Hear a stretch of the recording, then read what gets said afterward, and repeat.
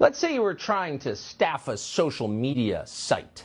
Who would you hire? Well, obviously, since it's a tech business, you would hire tech people, coders, software engineers to keep the place running.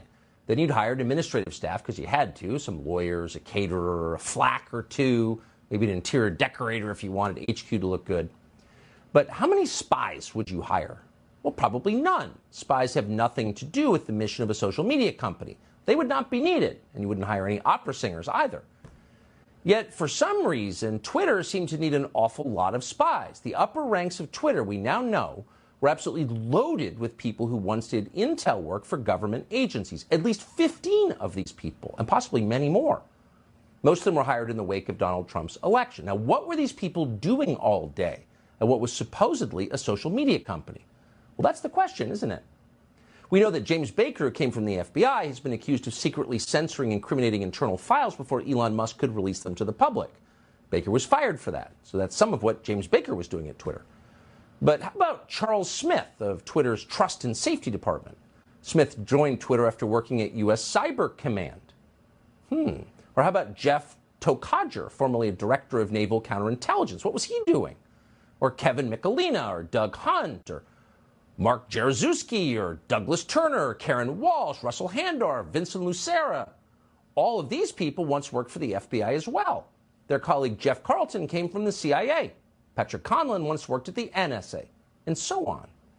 And it wasn't just American intel officers who found a home at Twitter. The company hired foreign spies, too. In January, Peter Zatko was fired from his position as Twitter's head of security. Reportedly, Zatko lost his job because he complained about the level of control that foreign intelligence agencies had over virtually all of Twitter's operations.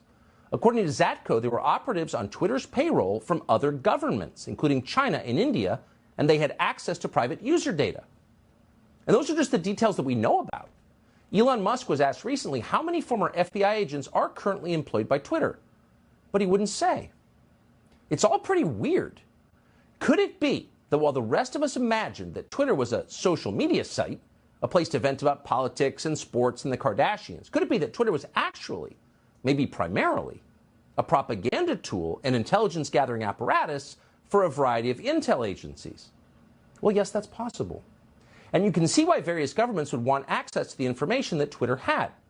Keep in mind that Twitter's direct message DM feature functioned for many years as a kind of private text app for some of the world's most prominent people. So if you wanted to know what high government officials really thought, or if you wanted to know what well-informed sources were telling reporters off the record, you would want to see those messages. Did Twitter executives ever share those DMs, those private messages, with anyone outside the company without a warrant? We strongly suspect that they did. The proof, of course, resides on Twitter's servers, along with a lot else. Think about it. If Twitter has been functioning as an arm of government intel agencies, and clearly it has been, then its internal documents will contain information about all kinds of things. Not just about the silencing of Donald Trump. Not just about Tony Fauci's buffoonish lies about the COVID shot. No. Information about big history-shaping events. The sabotage of Nord Stream 2, for example. The supposed poison gas attacks in Syria, both of them. The imprisonment of Julian Assange. Why is he there? The theft of incriminating emails from the DNC. What was that story? The motive behind the Russian invasion of Ukraine. And much, much more. In other words, Elon Musk now has control of the most significant trove of secret information ever to reside in private hands. So far, we have not seen much of it, and you have to wonder why we haven't. Let's hope that we do.